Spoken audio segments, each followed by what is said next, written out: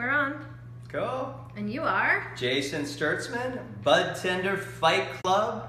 So we are in Las Vegas, we are in Southern California, and then we are also in Reno, Nevada. BudtenderFightClub.com, or if you're in Southern California, it's Budtender Fight Club SoCal, and if you are in Reno, BudtenderFightClubReno.com. And thank you so much for having me here today. Absolutely, of course. Welcome to the Green Lake District's MobCrush streaming. We are learning about the movers, shakers, and bakers of the cannabis industry. Why don't you explain what Budtender Fight Club is? So Budtender Fight Club is the cheapest. It is one of the most inexpensive ways to get a job in the cannabis industry. So for only $25, you get 3 hours of education, over $1,000 worth of paraphernalia that you can win, a certificate too as well that you can take to help you get a job in the industry, and then we send exclusive job offers to people that have attended Budtender Fight Club, and I get thank you letters from people, emails, especially Instagram messages, people telling us thank you so much for helping me get a job in the cannabis industry. And just how long have you guys been doing? How long have you been doing this? So Budtender Fight Club was started over a year and a half ago, recently we franchised it into different states. So like we're California? Yeah, California, yeah. Southern California and Reno. Okay, and are you planning on expanding? Are you working on franchisees in other states? We are right now. I'm working on a website, and I have had people reach out, and hopefully we will. I mean, even reach out from Portland too as well. Yeah. Colorado, Arizona. So we'll see. Hopefully, there's some synergy there. It's it has to be a really good partner. It has to be somebody that we feel comfortable with. That is going to really not only believe in Budtender Fight Club, believe in the brand, wants to help individuals, wants to help people, and wants to make money in the cannabis industry. And it's a fantastic place to be, and it's proven here to work here in Las Vegas. And very successful too in Southern California and Reno. So, what's your history? How did you get into, what was your gateway to the cannabis industry? How did you end up starting Budtender? My gateway drug to the cannabis industry was, I probably 16 years old, consumed cannabis for the first time. Okay. And at that time, we didn't know any of the medical benefits of cannabis. It just was, very illicit. It was weed. At that point, yeah, and it was super illicit. It was like, wow, you're smoking weed. It was prohibited and all that kind of stuff. It was what a bad boy does, and bad girl as well, consuming cannabis. Which is why I didn't do it until I was pretty much in my mid to late 20s. Yeah, all of us. I was a good girl, so I was like, we talked about this on Friday with the folks from Normal, but like, I was totally of the dare generation, which is like, if you smoke weed, you are going to get hooked onto heroin. Devil's lettuce. And I was like, everybody said that. And like, which was very interesting when we talked to Justin. He said, listen, the only way that cannabis is going to be a gateway drug is if you're buying it from a drug dealer who also sells heroin. Absolutely. And if you when you legalize it, the only place you're going to go is probably to a higher grade of cannabis. Yep. Yeah. Absolutely. So then, were you working in the illegal side of it? Were you in the black market when that was, or did you get in when things became legal? So I've always been a strong advocate of cannabis. Okay. I went on, became a special ed teacher. After that, I became a psychologist for children. I worked in various school systems in Florida, went to Arizona, then came out here 13 years ago, but I was always subsidizing Normal, I was always subsidizing ASA, various cannabis organizations, and I was always involved in the background. I was never on the forefront, and the reason for that is because I could lose my license. Right, absolutely, working with kids, Yeah, so then 3 years ago, more than that, about 4 years ago, and before that as well, I was participating in advocating in my state of Nevada, helping pass medical dispensaries. Later on, it became passing question 2, which was recreational cannabis, anybody over age 21 to be able to purchase cannabis. But 4 years ago, I wrote an application because they finally issued applications here in the state. Right. I even applied prior to that to Arizona as well, and our team didn't gel. We were applying, it was a lottery system, so that's never coming back again. There was a lottery system, so you could get a dispensary worth millions of dollars. For a lottery, yeah. In Arizona. My team couldn't gel together, unfortunately, so I didn't get to participate then in Arizona. I may very well have been in Arizona.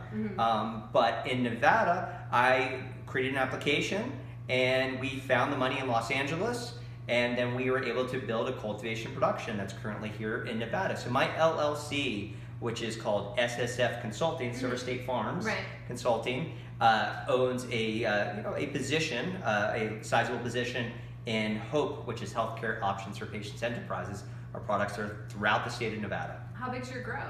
Our grow right now is being currently built. Okay. We are projected to be around 15,000 square feet. Okay, we'll see when it finally, when everything's built out. But our production's been operating over a year and a half now. Okay. When you say production at that point, are you talking about processing, or are you talking about? Yeah, so it's also referred to as processing in some other states. It means that you can make edibles, you can make concentrates, distillate pens, CO2 pens, CO2-based products, all of those types of products that you can make in your production, including infused pre-rolls as well, beverages. Okay, cool. So you do the Budtender Fight Club, you do that, and then you also consult, correct? Yes, so I'm a consultant. I just came from a meeting prior to this, and primarily that is how I don't have to punch a clock, is working as a cannabis consultant, and I'm very well paid to do applications for people. I'm on retainer for multiple cannabis operators, answer their questions. I'm cheaper than an attorney, so I charge $250 an hour, which is fantastic. Yeah, that is actually a fantastic rate to consult for. Yeah, to get paid by an hour. Most people will work 2 days to make $250. Yeah. I work an hour, and so but I'm providing services that attorneys typically would provide. Right. So I've worked as I know the law inside and out. That somebody that's doing compliance, an attorney, it's usually like a cultivation, reach out to an attorney, $450 an hour to answer a question, and I'll answer it for $250 and they actually don't a lot of times know the information. Well, they'll research it. They'll research it, exactly. So you're going to spend more than just 1 hour on it, probably. I hope not, but probably, yeah. Probably, knowing attorneys. So do you consult only in Nevada, or do you? I do either. I've consulted. I have like a lot of clients who are outside the state that have want to participate in Nevada. Primarily, I'm doing Nevada consulting. Okay. But I have clients in Pennsylvania, California, Massachusetts, Washington State, not DC.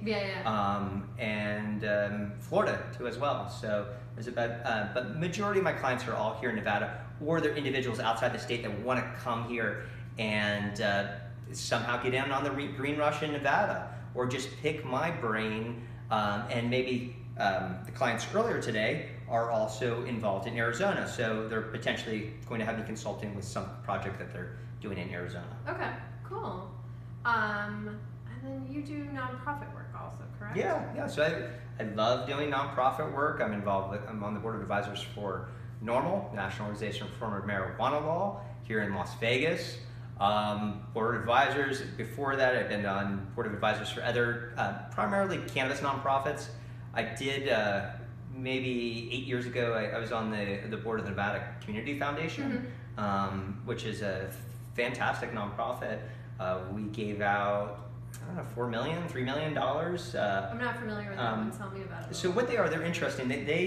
It's a foundation. It's a for-profit company called I'm not sure if they're for-profit or a non-profit, but what they do is they reach out to you, Kat, and they say, okay, your family has $5 million, and you need help setting up a foundation for your family, and you sit on our board.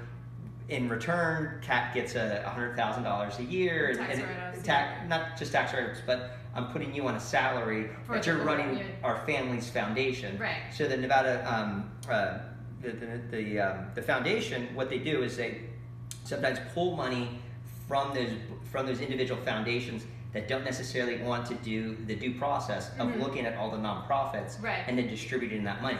So what we would do is look at, people would make a grant, application, and we would, grant them a certain amount of money, but, it would be from stuff, which would be really cool. It'd be like somebody is taking computers and refurbishing them and giving them to, to children that can afford computers. But then there'd be like other things which would be like way out of crazy. It would be, a guy who is creating mix albums and having kids hustle his CDs on the side of the street. Obviously, we didn't fund that. Or it would be like some rich person has, and these are other nonprofits that apply to this nonprofit to get money. They would for the Thematic Community Foundation, it would be like rich guys that want to golf for free, and then they occasionally take, which is a big business in the nonprofit world, actually. Like nonprofits can do a lot of fundraising that way. But it's essentially just for rich guys to occasionally do some charity work, teaching inner city kids how to golf. Right. But most of the time, you're subsidizing these rich guys to golf, and of course we didn't fund that either. Yeah. But did lots of great work with the Nevada Community Foundation, and I was lucky that they chose me to be on that board for a period of time. And nonprofit work is fun. It definitely takes a lot of investment of your time, but if you have that time to contribute, you feel like you are connected with the your local community, and that was something I applied to be on their board. Mm-hmm. After that, most nonprofits reach out to me directly and say, "Hey, do you want to come on my board?" And most of the time, I don't have the time. But I make the time for such as organizations for normal. Nice. Las Vegas normal. Excellent. Yeah. So if our business model for the stuff that we do, we have 3 in-house brands. And all of them are, we do, along with doing corporate entertainment through Do Right Industries, which was started by my producing partner, Julia. And your band is awesome, by the way. Thank you. We have, we have Cannabis on Tour, which is a World War II style show that is free for veterans and active duty. Wow. We've Cool. performed in 46 states nationwide. Then we have work, and what we do is we are a business that helps nonprofits raise money, and sometimes the check is smaller and sometimes the check is big depending on the event we do. So for example, with like Cannabis on Tour, what we do is we work with American Legions and VFWs and put on the show. We're very cannabis friendly. Absolutely, especially American Legion came out last year in November, and with our cannabis brand, which is our 3rd one, the Greenlight District, which is what we're streaming for, we have performed at a bunch of American Legions now. We've gone up to Portland. We've done it in-house for we did it in Angel City, in Los Angeles, which is in a. Are any of them so open that people can medicate at the American Legion Hall? No. Okay. Absolutely not. Okay. No, and I will tell you, the longer I am in this industry, the more strict I get on things because of liquor license and knowing the laws in and out, and pretty much anywhere that we're performing, there's a bar, just because the way that people make money is they sell alcohol. Yeah. And when alcohol and cannabis are in the same place, people can get in a lot of trouble. Sure. So, like when we did our tour to... Unless it's on the DL. Yes. Unless it's in the secret room in the back. Or backstage in the green room. That's what the green room's for. Or like the big joke is if it says, you cannot consume cannabis at the party, that's actually like, it means that you can. You're good. Yeah, that's like the code word supposedly. But like, the last tour we did when we went to, we did 2 shows at the American Legion Post 134 in Portland, and then we did 1 show 420 weekend in Seattle at the High Dive, and all of them, we were very, very clear on all of our marketing, which is like our slogan is come high because the space won't provide. So it's like, if you want to have fun, just take a couple edibles. Pack your edibles, Yeah, take them, take them an hour before you show up at the show. And it was very interesting actually, because we've done so many shows in front of drunk people in one way or another. But to start actually going on tour and doing it in front of cannabis people is a completely different. They don't engage as much because they're stoned, of course, but they fucking love to sing. So like every time we would like do a song that like everybody knew, I swear to God, it was like a sing along. It was like the coolest thing ever. Because so burlesque karaoke is the future. You I just know. Call the cannabis people up to the stage, and then they have a band behind them. I know. I mean, like it just. Gin and Juice, I'm sure, is a very popular song. Well, I have a Cookie Monster number. It's a Cookie Monster burlesque number. So I have a baby on the way. So I start off. I'm sure she'd love to hear that. I start off in a Cookie Monster costume, and then I strip it off, and I have like a marijuana feather fan routine underneath it. But it's so funny because people just go crazy over Cookie Monster. They like see him, and they're like, "Oh my God, it's Cookie Monster!" And like it starts off C is for Cookie, and like they all were singing every show. C is for Cookie. Wait, but Cookie, you take the Cookie Monster I took the head off. And then there's a beautiful woman under exactly, Cookie Monster. exactly. And the big joke is that you're doing a sexy dance removing a Cookie Monster costume, which is just a lot of fun in itself. Because burlesque is great. And yeah. and the Burlesque Museum opening here too is exciting. Yes, yes. Beehoff Weekend is actually this weekend. Oh. Beehoff is the Burlesque Hall of Fame weekend. It is the Burlesque Hall of Fame is a museum that's been around for about 15 years, I think. Started by Dixie Evans, and it is the only museum dedicated to the art of burlesque. And then they recently are opening up in the Arts District. Yeah, it's not open just yet. Do you know when it's open? I believe it's this weekend because it is Beehoff Week. Coincide with the weekend. Okay. So the weekend is the largest, it's their fundraiser where they raise all the money for the museum. And in it, they have 4 nights of burlesque shows, and they do them at the Orleans, and they do festivals and, you know, bands and all that kind of stuff. And people fly in from all over the world, like hundreds of people compete, and it's a fun thing. One of my favorite nights, just to segue a little, is that they have the Legends Night, where nobody on the stage is under the age of 60. I've been there before. Yes, and there was one year, a couple of years ago, I went, and the oldest person on the stage was 92, and she fucking killed it. Who was that? I can't remember. She was an Asian woman. She lived in San Francisco, and she just killed it. I mean, I love the burlesque scene. I collect Les Baxter records, Martin Gaye records, Sinatra, Dean Martin, old school lounge stuff. I've been to Viva. Okay. I haven't been for a while. Okay. I haven't been for a while. This year, what was the Cars came together this year? The Cars, the band? No, the Stray Cats. Stray Cats played this year, right? The Stray Cats played this year. This year it was 420 weekend, so I wasn't in town because I was doing the shows in Portland and Seattle. So I had a lot of 420 stuff too. Yeah. I mean, I was like, and it was also the second weekend in Coachella, which I always try and make too, because that's when all my music friends go. So it was like a very tough choice. Yeah, and I used to own a bar, part of a bar downtown called Beauty Bar. Oh, yeah. So, you know, we have a, you know, burlesque is very supported by Beauty Bar, going back 10 years. Actually, well, now it's probably like 12 years old or 13 years old. How many beauty bars are there? Well, there was the one in New York, right? Some have closed. So, like, New York is still open, and I don't own Beauty Bar anymore. LA was sold. Right. San Francisco is still there. We had one in San Diego that was sold. And that's no longer. Austin was there, no longer. We even had one in Miami at one time too, as well, and many years ago. And that was that actually did not make it. But Chicago, and there's one in Chicago too as well. So. Your phone rang for a second. So you might want to pop it back up. No, that's okay. Or is it still going? Yeah, that's so weird. Yeah, it's still going because there's. That's so interesting. I always thought that was such an interesting concept, the beauty bar. Yeah. So how did you get into owning it? So ever since I was younger, I had a dream of owning a bar. Like every time you were sitting in a bar and you're like, I want to own one of these. Yeah. I ended up owning one. You ended up owning one.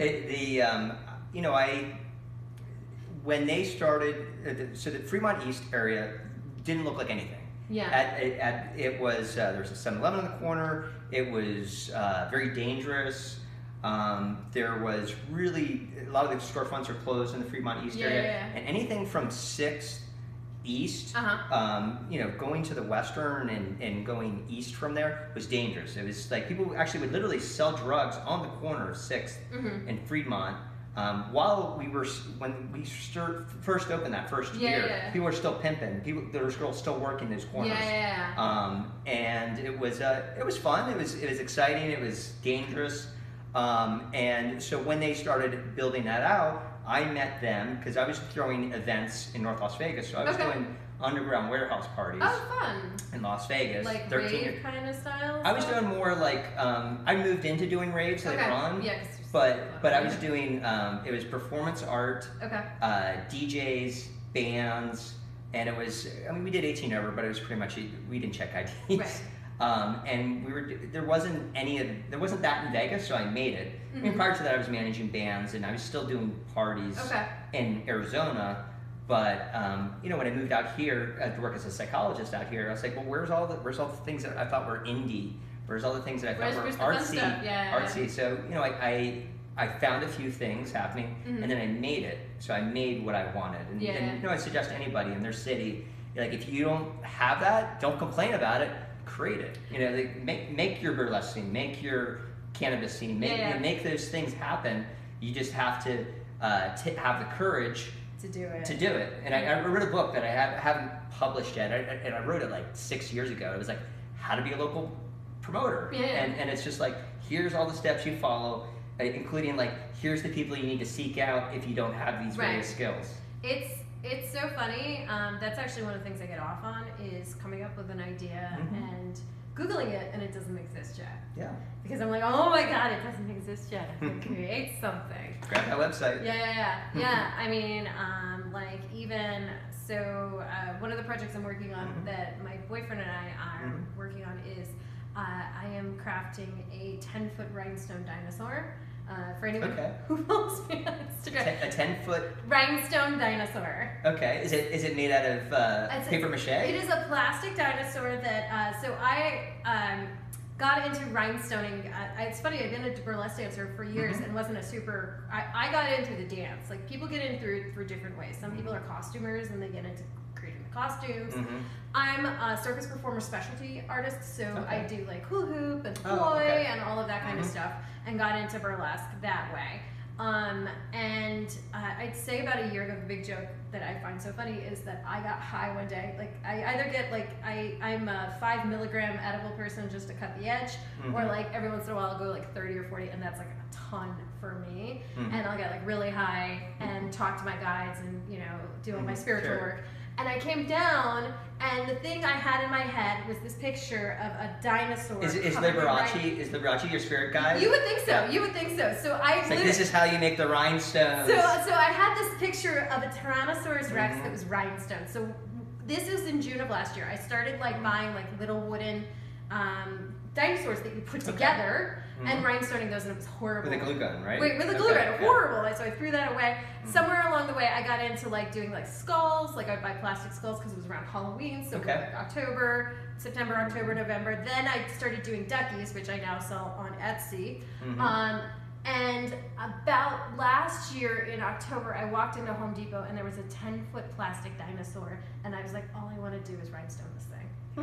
And my boy... Is it in this house somewhere? Yes, it is actually in the house. It's in the back. I have to take a selfie with it. I know, you will. It's in the backyard? Well, I'm in the process of rhinestoning it right now. I just put the whole thing, we just put the whole thing together right here about 2 days ago because I'm about 50,000 rhinestones into this project. It will be about 150,000 rhinestones in total. It is a massive rhinestone project, but it is very funny because like I had this image in my head, and it's now like totally becoming what that image was in June of last year. The whole point is it will be rented out on the corporate level for events and stuff like that. So it will be. And then you're going to incorporate probably a burlesque routine too. Oh yeah, absolutely, of course. So right, like dinosaur. I don't know how you would do that. I guess you'd be like Flintstones. The Fay Ray kind of like the what? Fay Ray from King Kong. No, who's that? Fay Ray is the blonde from King Kong, like the 1937 version or whatever, 36. Yeah. So I don't. Yeah, it's very funny, and it's this evolution of this dinosaur. But that was something I saw in my head, and then I Googled it, and it didn't exist. Same thing when it came to cannabis entertainment. Like we always say that what happened was we already had 2 brands, and we started like looking into potentially like playing in the cannabis space, and we didn't really see anything out there when it came to higher end cannabis events on the social level, which is that like my big joke I always say, like, listen, I love Snoop Dogg more than anybody else, but when you go to a High Times event, it's like he's the person that they just roll out for every weed related thing. Sure. And no, there's not a lot of diversity in the cannabis events. Right. So it's there really has to be a cannabis scene for every niche, for every tribe. Exactly. So it's like diversity. You can't expect all of the cannabis, every cannabis consumer to be into hip hop, just like you can't expect every cannabis consumer to be into classic rock, or into reggae, or into vintage burlesque. Right, which they don't have to be. Yeah, standards too as well. Right, exactly. But the reason why we kind of started this was because we looked and we're like, nobody's doing this. Like, why don't we take this stuff that we know? Because we we produce 100 events a year through our brands and like doing corporate entertainment, and like transfer it to the cannabis world. And the other reason, in my opinion, is that the largest growing population of the cannabis industry is 50 and above. Sure. In one reason or another. And like, I always joke, they just want to listen to Nora Jones sometime and just chill. Sure. Oh, yeah. So the whole point of us having this brand, you know, is to produce our own events to some degree, but when lounges and social use become the norm, absolutely, then we can segue into being just the entertainment. Yeah, well, not just lounges, but special events permitting. Right. So special events permitting, meaning that someone could apply to, you know, so say if I do a regular event, I'm going to be able to, you know, whether it's cannabis focused or non-cannabis focused. I actually, one of my jobs is I'm a spiritual advisor, and I've studied with a shaman for about 5 years. Okay. Shaman. Did you do ayahuasca with that shaman? I haven't done ayahuasca for, no. Ever? Or? Ever, no, I've never done it. Hardest thing I've ever done is cannabis, and even that, like, it's certain dosages. Like, when I say 30, most people are like, oh, that's such a baby level. I'm like, no, that's like... No, 30 is my max. So, like, I consume every single day, but my dosage is like 20 and 30 would be my max. It's usually about 20 a day. I mean, sometimes I'll do 10. Yeah. I'll do 10 to 20 is probably typical. And I really think people overconsume. I think they're doing more than they really need. And there are absolutely people out there that associate the psychoactive effect with the effectiveness of the cannabis, but it's not necessarily the case. No, it's not. It is not, because they're just focused on the THC, and that's what creates that psychoactivity. Yeah. But you want to get to the point where you just feel high just a little bit. And then occasionally you'll bring out the 30, 40 milligrams when you just want to like have a fun time. If that's your ceiling. Right. I know people that can do 800 milligram edibles and they're completely fine. It is insane. Yeah. And like, I mean, I'm telling you, like, if I was to take like 30, and like usually that's the point where I'm like, I'm going upstairs, I'm going to talk to my spirit guides, which we all know is now Liberace. But like, yeah, but I mean, like, that's like, whereas like if I do somewhere between 5 to 10, I'll be at a party and having a fun time and talking to people. But and you know, the majority of those people, they actually have dysfunction. So it's either they have a liver dysfunction or they lack a certain enzyme. So they have an incredible ability to process large amounts of cannabis. Okay. And it's a specific... I didn't know that. Yeah. Okay. And it's a specific enzyme that they're lacking, or if you ask them, they have some type of liver dysfunction. Okay. It's interesting. So I was on Cannabis Talk 101 last year for their Veterans Day episode, because we produced... Are you a veteran? No, I am not a veteran. My producing partner, she comes from a veteran family. Her father was a captain in the Air Force. I just kind of got involved. It's very interesting because veterans are probably it's going to be the easiest way for us to push things open. Absolutely, yes. I mean, helping people with PTSD, with pain. I mean, have people on antipsychotics, and CBD is a natural antipsychotic. There's so many benefits of cannabis, and you're not affecting any of your body, meaning that you're not having any type of side effects. Yeah. And they're tremendous on painkillers and antipsychotics and antidepressants. I mean, there's so many crazy drugs out there. It's the two stories I told the other day. One was when I was on Cannabis Talk 101. There was a veteran. I think he was a Marine. I can't actually remember. But he was representing Grow for Vets, and he was pretty young. He was like 25. He got hurt in some way and then gotten out, and they started putting him on pills. And the joke I always say is that he happened to, based on the side effects, start losing his hair. From the pills. And that was the point where he was like, fuck no more, I'm gonna try cannabis. And like, he said he was up on like close to 40 pills, and now he's not on anything. Sure. But that's the only option for some of them. It's like you can't test positive. Right. And so it's just like it's like 0 or on the drugs. Right. Yeah, and I mean, it is definitely, we're at a point still where it's a choice, and it's a choice that usually happens when it's your last resort, because you're worried about losing your VA privileges. Like, apparently, according to what Justin was saying on Friday, that the VA has come out and said, we're not going to go after you, but like, that's the VA stance when technically it's not federally legal. So like the federal government could be like, oh, we're going to push this through to some degree. But I know working with veterans and working for veterans for 3 or 4 years now, I know so many people who have PTSD who just, it takes them a while to figure out that cannabis is an option, and when they do, Sure. they just get almost overjoyed. They're like, this is amazing. When it comes to PTSD, though, for veterans as well, cannabis is excellent, it's awesome, but not all cannabis helps people suffering from PTSD. In some situations, it can make it worse. Yes. It can make your PTSD worse. Yes. So really, you need to have a good consultation. And every bud tender they're not doctors. They are, they have a lot of interactions with individuals, and there's some fantastic bud tenders, but then there's other people that will give you products that are going to make your PTSD worse or not going to be helpful at all. And you really need to try to collect as much information as possible. Yeah. But there's generally things we do know. So we know that CBD, there is no amount of CBD that you can take that is too much. So and it's actually recommended you take about 25 milligrams a day of CBD. Most people are only getting like 5 milligrams, 10 milligrams tops, and it needs to build in your system. Just like a psychotropic medication, like a Prozac, it needs to build. So you need to continue to consume that every single day, just like a supplement. You take it in the morning, or you can take your Evergreen Organics chocolate bar, 1-to-1 chocolate bars, there's stuff that's equal amount of THC to CBD, and there's a lot of veterans that will take more, a 10-to-1, meaning 10 amounts of CBD to 1 amount of THC, and both of them together are more effective than just one isolated by itself. Right. But there's certain terpenes too as well that What are can the accept. terpenes though? So, and it's very specific to an individual. So everybody's body is very different. Just like everybody, you have a 30 milligram tolerance, and somebody else has a 100 milligram tolerance. And that's very different bodies. That's only trial and error that you know that. Yeah. It's only like I have dabbed once in my life, and like after that I was like, I'm good. Like. So there are certain things that cause people anxiety. Yeah.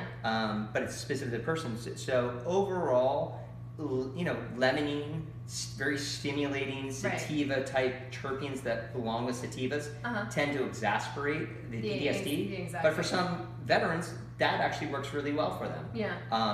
But for a good majority of the case, they probably need to be more steered towards CBD products, lower THC products, more indicas, more the terpenes that have an indica type profile. Right, yeah. Lavender, linalool is the terpene for that, or also any of the kushes too as well, or indicas too. Yeah. And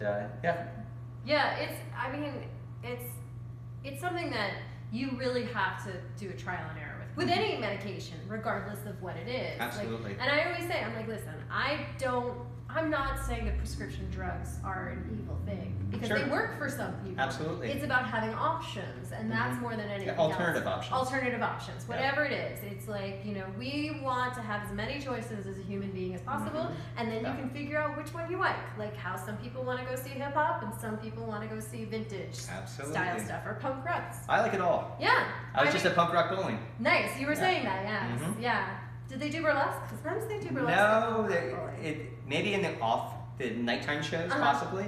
But they've never, in previous years, they've never done burlesque on the main stage that I ever remember. And I really think they could probably do 2 stages, but they always do main stage, typically with... It was at Brooklyn Bowl, I'm assuming? No, it's bigger than that. It's a D complex. So it's, I don't know how many people that fits in, maybe 20,000, 30,000 people.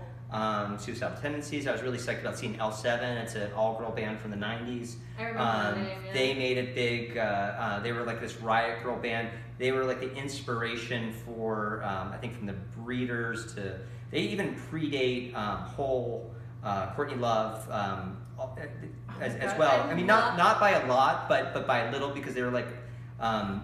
late 80s, early 90s. I loved that, like, late 80s, late 90s Hole, like, that was, what was that album? The one where she, And the first 2 albums, too, by Hole, as you try to remember, the first 2 albums, a lot of the songs were actually co-written with Kurt Cobain. And then I think by the 3rd album, then she started writing most of the songs after that, and that's why the first 2 albums are the best albums. So I don't remember, which is totally fine. It's not required to be in my brain at the moment. So Cool. Well, is there anything else you want to tell us? Okay, now that we know you a little better, tell us a little bit about like the 3 hours of Budtender Fight Club. What do you learn in that? Every month is unique. So people, about over 40% of the room are people that came to the Budtender Fight Club before. Okay. They see the value, so they come back again. We have free food, we have free drinks. I mean, my wife we gave out maybe $1,500 worth of paraphernalia. I had like 800, it was like 8 $100 pens from Dr. Dabber, had a vaporizer, lots of CBD stuff that we were giving out. And she was like, well, what if people come and they come here and they just try to win the stuff so they can put it on eBay? And I'm like, well, whatever, they can put it on eBay. If they need the money, they can have it. But you know, the hope is that, of course, people are going to use all the stuff there. But there's so much opportunity. We throw out swag and shirts and lanyards and pins. I give like essentially like a and they keep them in these bunkers, and their job is to work 10 hours, 12 hours a day, just doing whatever, calling people like yourself. Like the ARC is it the ARC? No, they're not called the ARC. There's a name for these individuals, and they're on boats too as well. And they're just kind of like indentured servants for 1 billion years, and a lot of them start there, and then they move on to the executive positions. But they still, like, if you see a lot of the like documentaries, I mean, as soon as you're out, you lose everything. So like, you know, they'll be like 40 years old or 50, and they've been in it forever, and they have nothing to show. They don't know how to do certain things in life. The kids that they raised through it, like the ones in the desert somewhere that like they talked about the end of going clear. It's, you know what's really fascinating, and this is the worst. This is the worst expression of it, is that I watched A Drunk History with my boyfriend where they talked about L. Ron Hubbard and the guy who founded JPL. Jim Parsons. Jim Parsons. Jim Parsons. James Parsons. And I didn't know that part of the story. And he was involved with the OTO, the Order Templi Orientalis. So and it's a magical Masonic organization that I was personally initiated into as well. It's only like select people. There's only probably about 1,000 of us in the entire world. But it's a magical organization that was started even prior to Aleister Crowley too as well. That what essentially it is.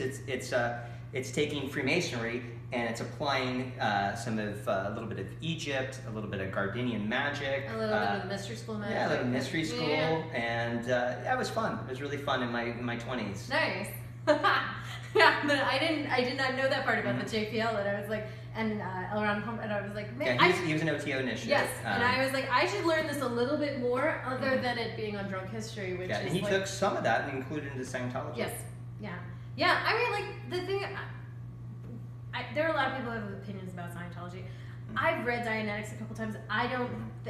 Personally, I think it's a little boring at times, but it's got a lot of useful information in it. They're the only organization to infiltrate the IRS. How crazy is that? What? They actually had people that they groomed to be in FBI positions and IRS positions, and worked in the IRS, worked in the FBI. Like, that's crazy. And like, just so they could spy on the government, spying on them. Yeah. And they also, they wanted, like, their tax exempt status was so important to them, and I think this is in the 80s, that they had started harassment campaigns against people who worked in the IRS, and they just targeted them over and over and over again. Eventually they fell, and they gave them their tax exempt status. But they just were all over them. Well, I mean, it's like Weeds. You know how it's the Kevin Nealon character through all of the seasons. You know, he just keeps scamming the system and scamming the system and scamming the system, and then he's like, you know, like season 5, he's like, I'm gonna start a nonprofit. And season 6, he started a religion because like that's the ultimate one. Craig X. Yeah. I want to bring out Craig X, by the way. So. You remember Craig X? That was Craig X is the guy who started a church. This is 15 years ago, he started, it's like 10, 15 years ago, started a church in Los Angeles, and that was how he was going to distribute cannabis. So he chartered his church, come to Cannabis Church, and he was trying to do cannabis distribution under religious designation. But unfortunately, he went to jail for that. I was actually in a meeting last year with some people who were of a faith, and they were talking about taking marijuana from one state to another, and the technicality of perhaps they could, because no, you can't. I know. They were like, but like literally, it was so funny because it was like they were having this conversation, and they're like, "Is it possible to do this based on the fact that we have it classified as sacrament?" Yeah, like even they're in Colorado, they had somebody who created a church, some funding too as well. I think they were able to shut that down too. Yeah. They were able to operate for, I think, for a year. I haven't stayed up on it, but I think they shut them down too. They created some ordinance, and they were able to get them shut down too. Yeah, I mean, it is very fascinating, the loopholes that can exist when you are not completely. And I mean, that's why we have, like, we were talking about this with the normal people, is like, that's why we have the crazy liquor laws we do, is because when we decided to finally go legal with liquor, which, you know, was not the case, that it's just that they said it isn't illegal. Yes. So, you know, the fact is there are places where there are dry counties. Like when I go and visit my aunt and uncle in North Carolina, they live in a dry county. I mean, and they're drinkers, but they have to go to another county, buy their alcohol, and bring it back because that county does not sell alcohol. Speaking of dry counties, so I contributed money to Utah for the ballot initiative there. I have relatives, second cousins. I have a large family, but I have my second cousins of the family with their large extended family live in Utah. And I've visited Utah many times, but I've had many friends get busted in Utah for just a joint, just something small, just a little bit of cannabis, and actually be targeted too as well, just because they look a little weird. I've been targeted personally too in Utah. Like I was targeted literally. People showed up to where I was at because I thought, hey, wouldn't it be interesting to to do a little sleuthing and go to small towns in Utah and see what the hell's going on. Right. And these are Prairie Mormons. These are like FDLS Mormons. And I'm like, well, let's take the side roads up to where we were going to Heber, up to outside of Park City, and it was literally run out of town. They said we looked weird at that time. I was. My girlfriend was a lead singer of a death rock band. So she was 6 foot tall, black hair with red highlights, lots of piercings, lots of tattoos. So we stood out in this little Mormon town, and they didn't want us corrupting their youth in there. But so I'm going back to the ballot initiative. So the ballot initiative, they want to allow. They've tried multiple times to pass medical marijuana in Utah. The LDS churches fought them. The legislators have fought them, so now they're going to do a ballot initiative. They know, just like we did for question 2, they know the majority of the population in Utah wants to provide an alternative treatment that's a non-pharmaceutical treatment to help children, help people with MS, help people with anxiety, PTSD, epilepsy, pain issues.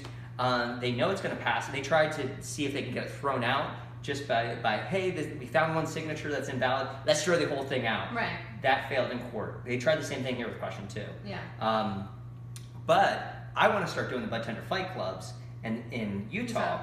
And for the reason for that is because the more education you provide, the more likely we're going to help pass that ballot initiative in Utah. But I can tell you, I'm not going to have an ounce, a joint, a gram, any cannabis on my person whatsoever, because I'm putting myself out there as a target, especially in Utah.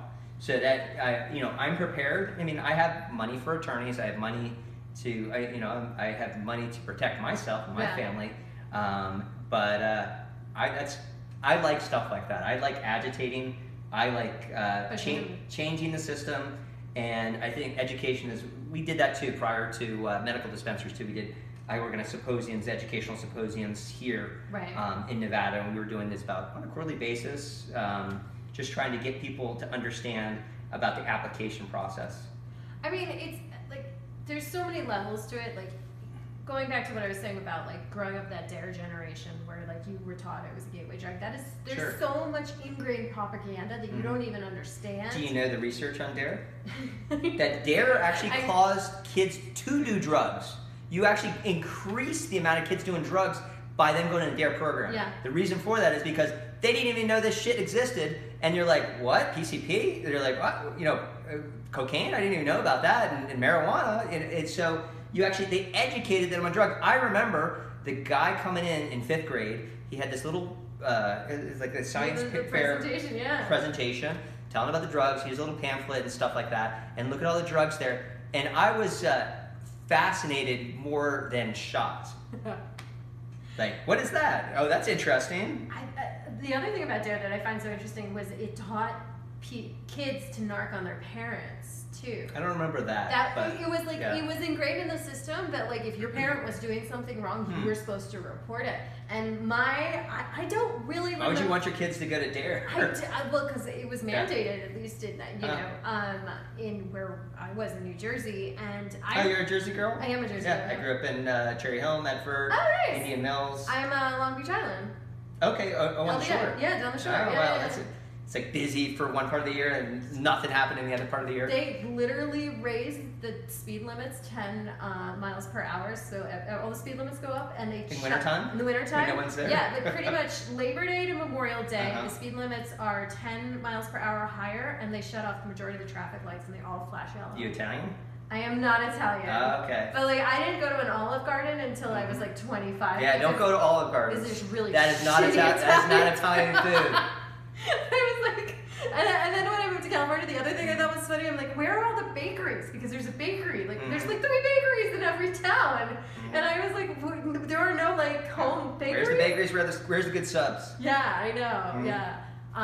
But going back to the dare thing, so my sister, who also went through the program, like she got totally into it, and like, you know, my parents would be having a glass of wine, and she would come by and she would like grab it and like pour it down the sink. No, I swear to God, there was an entire year of this, and my parents were like, "Oh God, why are you doing this?" Like,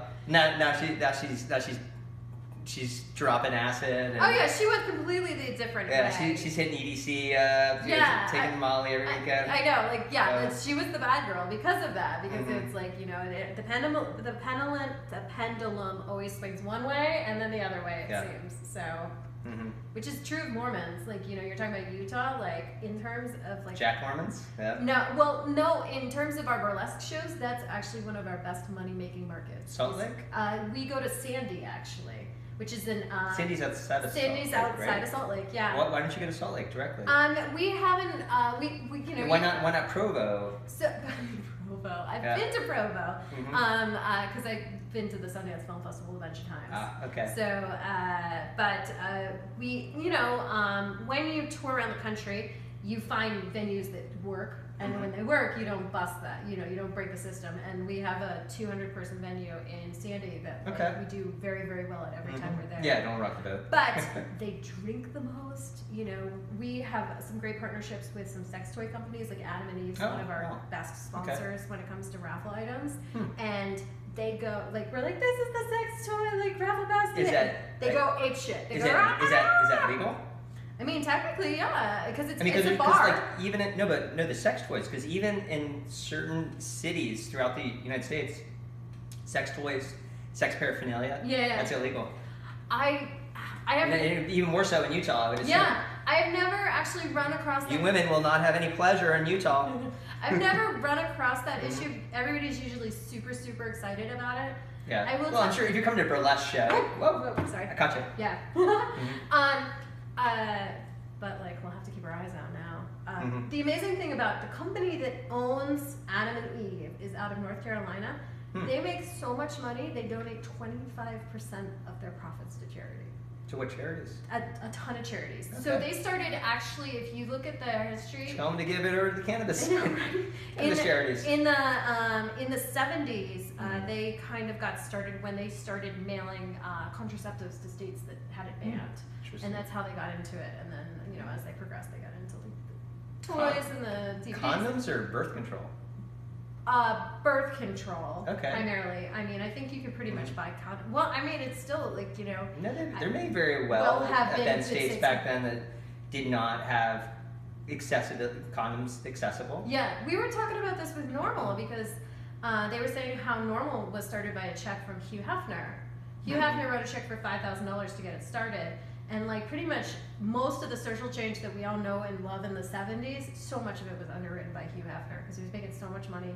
But like pretty much he wrote checks in the South for like women's birth control, you know, women's lib, like so much social change. Yeah, that's what you do. Yeah. You subsidize and you try to, you know, subsidize things that are important to you for certain issues, and hopefully that continues on and just like Normal has continued on past Hugh Hefner passing away, then hopefully, you know, some of the good that you've done kind of continues on, or some of the helping with question 2 or having some effect there. Just, you know, will continue on for hundreds of years. Giving people options. Yeah. That's what it always goes back to, is that idea that like, you know, people deserve to have the choices in life that like they shouldn't make. Like one of the things that I found so interesting when I got into the cannabis industry, because like I was not, you know, like I said, I was a good girl, so I didn't do cannabis like in high school or any of that. And like when I started doing some real research and getting in and like going to the conferences and stuff like that, and I started realizing how much shit can get into the plant based on how it's grown. Sure. Like I was like, why would you ever buy black market stuff? Because you don't know where it was grown. No, well, yeah, absolutely. I mean, molds, pesticides, excessive fertilizers, it's just what's going to foliar spraying, growth hormones. That's why I sit on the ILAC. So I, along with other people smarter than myself, develop all the testing standards here in the state of Nevada. The whole point of that, and we have the strict, we have strict fantastic testing. They're very strict. The only point, you know, like it's a little bit excessive sometimes here in Nevada, because you are so like how much you are having to commit to provide a safe product here in Nevada. Nobody in any other industry has to commit to that. It's positive PR, it's great, but you know, there are standards are set so high just because it's cannabis sometimes. And you made me think of something where conversations where I've had with lots of the people who actually own some of these facilities don't consume cannabis whatsoever. And usually my quip to them is like, well, you can always start. It's you know, it's a careful balance between I want everyone to be able to participate in the cannabis industry, but places like Nevada and other markets, the bar is set so high, you have to be a very wealthy individual, or you have to be very intelligent, and you have to be able to somehow have gotten yourself in to get some equity position in one of these cannabis businesses. Most people, I really encourage them to start some related cannabis business. Ancillary business. Because the bar is, it's getting higher and higher in other states, and they're copying the model. So if you were in Colorado, you just had to be a drug dealer. You opened a storefront, you had a pound of weed, and then some of those people sold out, some of those people continued on, and then there's people that sold out are millionaires. They just took that risk. Arizona, same thing, lottery system. And you had people with no business acumen whatsoever getting involved in the cannabis industry. Over a period of time, those people get pushed out or bought out. California too is you know, having their own difficulties as well. Michigan's going to have its own problems too. But the bar is set pretty. It's going to be set very high in California as well, and it's going to continue to be moved up, and it's going to be more and more competitive. It's going to be harder to get in to certain cannabis states because they want to make, and some of them too, they're doing it wrong. Like Florida. Florida is like granting, I think it's like 10 licenses. It's so small. One license gets you 25 dispensaries.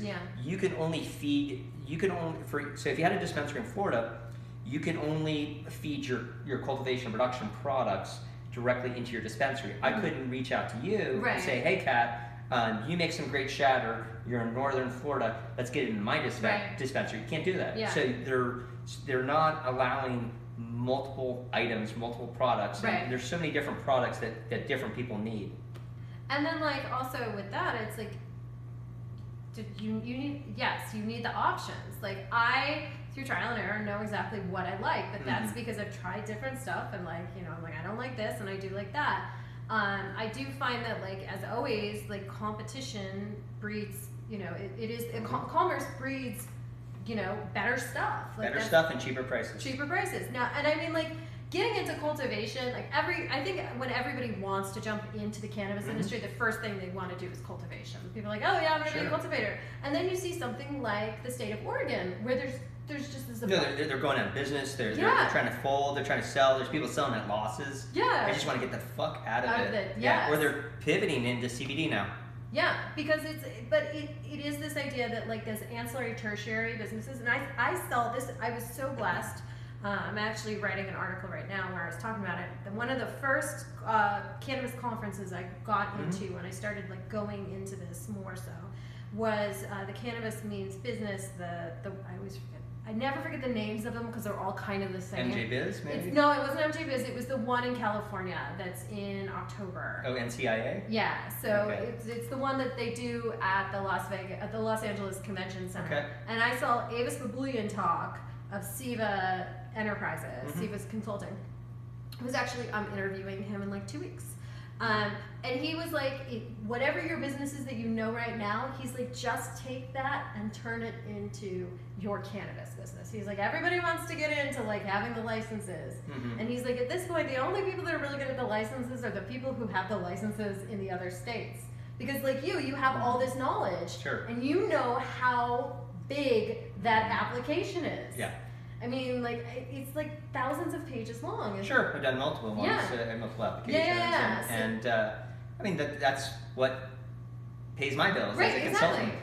So someone majority of these people that do not consume cannabis, they have to pay their way in. So it's an opportunity for people like myself with the expertise, the knowledge, to be able to convey that back to them. Right. And that's where somebody, I mean, but you can get a very good position in cultivation production, working directly from the plant at management.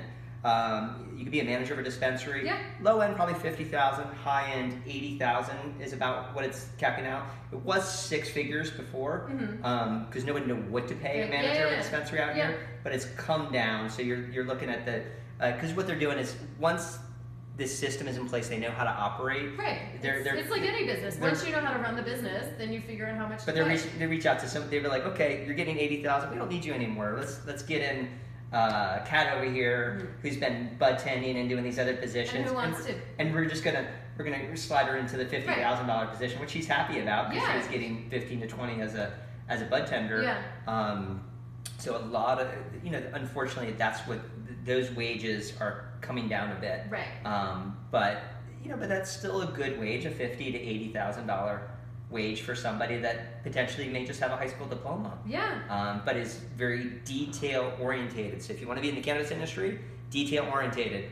If you don't want to be detail orientated, you need to be a trimmer. You need to be the person that's just spraying the plants, or maybe you just want to be a bud tender, and that's okay. That's fine. Yeah. But the people that move up into those executive positions, the responsible positions, management positions, or if you're a head grower, like if you are the lead grower of cultivation, you're $100,000 plus. Yeah. Once you get to a certain point, though, a lot of the head growers just jump. The reason they jump is like they don't have any equity, so you either have to give them equity to hold on to them, or they know somebody in another state says, hey, we're going to pay you $150,000 or $200,000 to come over here with us and help us get this going. And once they get a system in place, maybe a year, 2 years, then it kind of can run itself, and then you can have the 2 workers work in the cultivation. Right. Yeah. I mean, it's so interesting to just see how everything is being, like the structure slowly coming into place. That's one of the fun things about this industry. It's a startup, so it's like you're trying to figure out the rules and you're trying to figure out the system. 100%. And then you'll start to see, you're like, okay, this works. We set out a proposal for, we do corporate events, and we've been working with the Greenlight District doing our own stuff, or doing like independently being hired as entertainment, but we're now getting to the point that the event companies, the DMCs, the destination management companies we work with are coming to us because we have this talent and we've been doing it for a couple of years, and they're looking for talent for these big parties that are coming up, you know, for the conferences and stuff like that. And it's like, we were talking, my producing partner Julie Reed Nichols and I were talking about it yesterday, and we're like, this is 2 years of us making mistakes that we are now giving people. Yeah, absolutely. And I don't think people understand that when it comes to business. It's not like you were like, bam, this is awesome. We were awesome right off the bat. Yeah. You had to learn. You had to grow. You made mistakes. Yeah. You know, you started small and you grow from there. And you're gonna be more successful that way than trying to throw a lot of money and just really come at things as like, hey, we're spectacular, look at this. Sometimes you actually have to do that though, especially like if it's a very saturated market. Absolutely. You have to put a lot of money into it to have this event that is going, you know, and possibly lose, hopefully break even, and invest that money in your entertainment to bring those people there. And a lot of, and I think, you know, a promoter trick that you quickly come to understand is it's the entertainment brings people in. Yes. It is not you. It is not the name. You eventually want to get to the point where you're Coachella. Your life is beautiful. People want to go for the festival. Right. And then they're like, oh yeah, the entertainment's cool, and it becomes on par or equal to maybe the entertainment. Yeah. But the entertainment probably still is always a bit above, because why are you going to go to Coachella if you are if there's no entertainment there? Why are you going to go Coachella if the bands suck? Right. Why are you going to go Coachella if it's all pop? Because you know it's all fucking pop now, and Coachella sucks now. Anyway. I mean, entertainment is such a fascinating, pretty silver pink ball to me, which is that one... But Beyonce was awesome, sorry. One, when you look at it, that my job as an entertainer in whatever form it is, and I always say, like, you know, I'm a storyteller, so it's like sometimes I tell a story through a party, sometimes I tell it through a movie, sometimes I tell it through a podcast, you know, screenwriter, I've done it all. Yeah. My job is to make you feel better. My job is to elevate you, get you to a higher frequency of energy. And like, you have problems, you want to forget them, you pay somebody some amount of money, whatever it is, to distract yourself from those problems. Whether it's a movie or going to a concert for a weekend, it's like you want that experience of feeling better. Yeah. A really good entertainer has anticipated every step along the way, so then it's a guided journey. You know, when somebody's like, I'm just going to throw a party. I'm like, oh, no. You're not going to just throw a party. Go for it. We want to see the train wreck. I know. I'm like, you should have things timed down. You should know this is the point where this is going to happen. This is the point where that's going to happen. Because I want you to have the best experience possible so that you're going to come back and do it again. Sure. Does that make sense? Absolutely. Yeah. There's a lot of details that go into doing an event that people, you don't notice, or typically don't notice what those details are that a promoter or performer or entertainment or you know, what somebody does to go over the top to make sure that event is successful. It go, you know, it follows a timeline, it moves, there's no dead air, it flows, there's entertainment, there's things visually, auditory, sensory, interesting all the time in that event to make it special.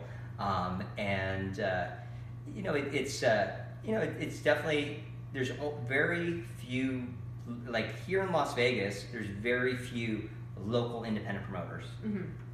Yeah. Versus, you know, like, and even here, so the reason for that is because you're competing against people with like multi-million-dollar marketing budgets. Yeah. So if you are able to, if I'm able to do an event here, fuck, I can go to any place and do an event successfully. The only problem though, I think it's difficult to remotely do events. Unless you have a very specific formula that that everybody knows, which is what we do to some degree. Is that like a lot of our shows are plug and plays, where we go from city to city. We do it at American Legion, like for Pinups on Tour, and like Do you guys have a manager, booking agent? There is a salesperson on the team that calls like the American Legions and stuff like that, and we do no cost shows, which is that the Legion or the VFW, as long as they guarantee a certain amount of people at the show that we can fundraise to, we'll do the show for free. You know, how are you guys making your money then if it's free? So it's because we fundraise. So there are certain aspects of it that we make money regardless of whether or not, if there are people in the room and for like pinups on tour, like if there are people in the room who believe in our cause, because one of the things we do outside of doing these shows is that we go to VAs and veterans homes. Do you guys ever reach out to the USO? We are very similar to the USO, so that's why we haven't reached out to the USO, because like it's pretty much the same system, just different. Because those are the ones that book all the Afghanistan, Iraq, Italy, that Japan. Is armed service entertainment. Okay.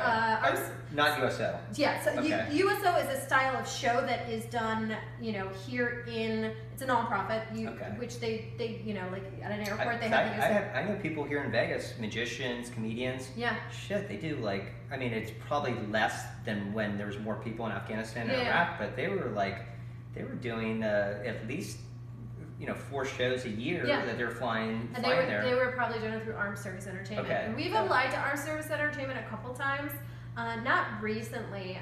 One of the things that is holding us back is that, our show is somewhat burlesque based, even though we do and that's too dicey. It's too dicey this day and age. That being said, we've performed. But don't they have Playboy girls? Don't they? Some of their shows. Yeah, they used to. They don't as much anymore. They do have comedians, Senator Al Franken, going back to those pictures. And it really depends who the booker is too. I know many people who have done those tours, and those tours, if you are a comedian, are actually fantastic to get your social media numbers up. So it's that's why. Are they paying them all? They're not paid. You're paid okay. You're not paid fantastic. Okay, so you're it's like a paid public service. Yes, it's a paid public service. And then he told me they took him on a helicopter. No. You got to go with the Hummer. You go on the bases. They actually got to do fun shit. They got to shoot big machine guns. And I mean, they used to take the Playboy bunnies. I have interviewed the old school burlesque performers, and I remember one where they literally were in Vietnam. They were right on the line doing a Christmas show, a Bob Hope style Christmas show, with the sexy girls and that kind of stuff. But I know a bunch of the what are they called? Justin Wood's a member. It's the veterans of comedy, so they're all veterans who are also comedians, and they'll go and they'll do a tour, and those are very popular. Some of the people who've hosted our shows do that kind of stuff. But yeah, I don't even know how we got on this. With us, we do these free shows in VA hospitals or veterans homes, which are amazing. Because these are. So wait, you do a little burlesque routine as they're in bed. So what we like to say is we do a very tamed down show of that. So and the tassels are spinning around. It's just singing and tap dancing primarily. There's none of the sexy. But, these are a lot of the people, especially the veterans homes, are, people who don't get a lot of visitors. So, people coming in and doing a free show, they get super excited. Play some of that. It's interesting with people that have memory issues, Alzheimer's, dementia, and stuff like that. The music. So if you play music within their era, it actually triggers areas of their brain, and it actually helps bring back some positive memories, positive feelings for them. And it really, and they're able to sometimes in those situations communicate more and understand more too as well. So I think that's pretty cool that you're able to do that. For older veterans or people who are in some of those retirement homes too as well. I mean, it's whatever it is, it's about helping people, and that's one of the nice things about our business model is that we are able to make money, but then also we help an organization in one way or another. So for example, our sexier brand, which is called Working the Tees, we do fundraisers for Planned Parenthood. Are you guys going to do a fundraiser for us for Normal? We are in the talks with. I actually have a phone call tomorrow with Maddie about it. So, and I'm actually. Maddie talk. Regular. Yeah, and then we're actually going to. I am setting up a phone call for Arizona's Normal. Also. Oh he was here in town too. Yes, as well. yes. So we were talking to him. But with Planned Parenthood, we, over the course of the 5, 6, 7 shows we've done, we've raised $20,000 for Planned Parenthood in Portland and Los Angeles. But we also give away free tickets so that the people who work these events the people who are in and out of, you know, Planned Parenthood, and like, I mean, I remember being in LA a year and a half ago, 2 years ago, when people got killed in Colorado, and it was like they changed. Oh, during the Columbine incident? Not the Columbine incident, the that kid who went in there as Batman and shot at the people in the movie theater? Yeah. No, the Planned Parenthood. Oh, Planned Parenthood. I was in Colorado Springs, and the guy went in and killed a couple of people outside of. I think I remember that. It was either outside of it or it was inside of it, but you know, the whole system changed where it's like literally if you go to any Planned Parenthood event that they're producing, you have to, like, you know, sign waivers and, like, you know, hand it, you know, they photograph your driver's license and stuff like that. Yeah.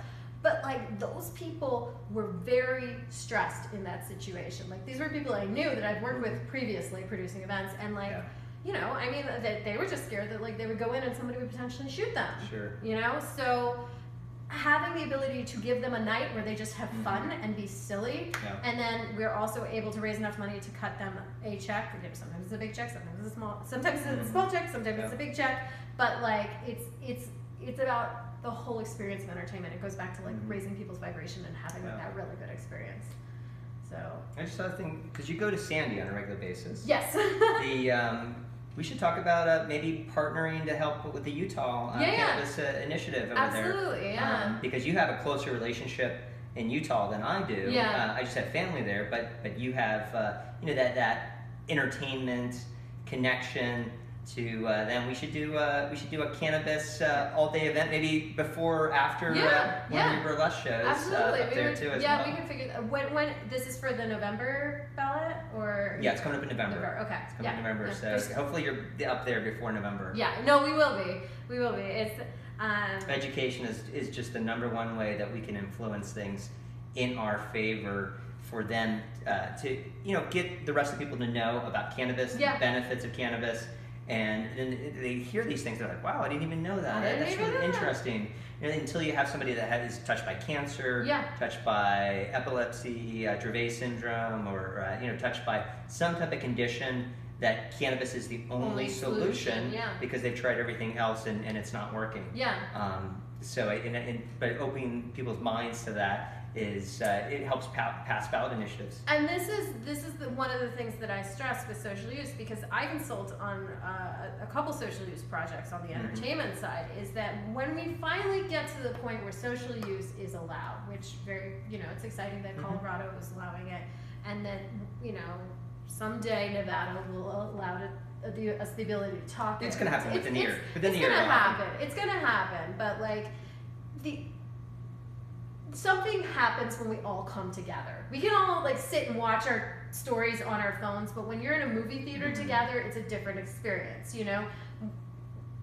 When we're all at a party together, whatever it is, and when we get to the point where, you know, you can go into a space and have a fun cannabis experience and not be worried that like it's going to be shut down or like whatever it is, that's an important defining moment, because that's when it really truly becomes normal. You know? Have you lived in Las Vegas for long? I've lived in Las Vegas for 2.5 years now. Okay. But you've actually, in 2.5 years, you've seen that it went from, like, you'd go to a show, you go to like, you know, like a big 10,000, 20 person show. And there'd be no cannabis. Right. Now in Las Vegas, you go to a show and people are smoking on the vape pens. You go to a Vegas Nights show, there's people smoking other vape pens in the arena, outside in the smoking area, and it is walking up and down the strip in the casinos. It's pretty pervasive everywhere, just within the year, and it's just given a pass. It's just given a go. That being said, I know that Maddie said that they've given out more tickets for public consumption this year than they have the other 2 years combined. Really? Yeah, I remember that's what the statistics she said. I don't think they gave out, like, I have to, because I thought I was talking to someone about that, a reporter or somebody. I don't think they're giving out that many, So she said, so up until like last year, because then, you know, up until that point, it was just, I'm probably gonna get this wrong. Like when they told me the statistic, I was like, "Wow, that's really low." Yeah. Like, and it may say high to you, but I'm like, "Oh, that's not bad." It was like something like 400 people or something like that. I was like, "Okay, that's not bad for 48 million tourists coming in." It's absolutely true. It is so interesting how, like, even something when it's normal, you know, it's like, don't pull out a blunt in the middle of the casino. Don't pull out a joint. And there's some people who are stupid enough to you know, they're going to do that. And like, that's one of the things about the special permits and the social use in Vegas is that like we have this system in place, and like technically none of these tourists have anywhere to consume it. You know, it's like giving them a space, whatever that space is. Yeah. You know, it's so funny. I shared an Uber pool with somebody who was going to You do the Uber pool? I do. I do. You meet some interesting people in Uber pool. I don't know if I want to do the Uber pool. So, and my wife she's afraid, what she calls Uber creepers. She's like, she thinks, she's like, I was like, I guess you're right. You're a woman. You have different experiences than I do. Nobody's creeping on me. I'm an Uber. Yeah, she's always, maybe that is good for Uber creepers, unless you have to worry about your Uber pool creeping on you. Yeah. So like, I think one of the reasons was because I came from LA. Everybody uses Uber pool in LA because it's not everybody, but a large. Oh, because you're stuck on the freeway. Right. Yeah, and it's like, and also the Uber pools in LA are so cheap. Like you can go from one side of LA to the other in a pool for like less than $10. And it's like for how long are you in the Uber for? I mean, it depends. Like, you know, I mean, if you're going across town, like anywhere where there's traffic, you might be in it for like half hour, 40 minutes. Okay. But like that's still really inexpensive. Yeah, it's not too bad. Like I was in Koreatown and I had to go to downtown LA, and I was like, oh, my sister works in Koreatown, and I was like, oh, I'll hop on it's only a few miles away. Metro. It takes 45 minutes in LA. I was like, oh, I'll hop a Metro, because there's a Metro station down the block, and it was like $2, but I had forgotten my Metro card. I have like 1,000 Metro cards in Vegas, and then every time I go to LA, I forget them, and then I get pissed because they're all in a pile. Okay. So I was like, well, let me see how much the Uber pool was. The Uber pool was $3. Okay. So like, it's $1 more than like taking like the Metro. Cool. And at that point, you're like, okay, I'll hop in a pool, because like half the time you don't even get somebody.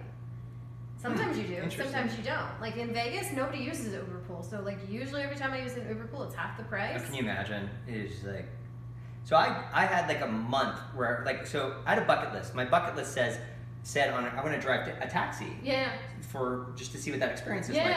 But I didn't want to become a taxi driver. Right. So when they made Uber available, I was like, sweet. Yeah, I'll drive Uber for a month. And I drove it for a month, and it was interesting. It was like, I mean, I was doing all kinds of other things or whatever. I wasn't driving it full time. Right. But the people I pick up, I'd be like, people would try to get in my car with drinks.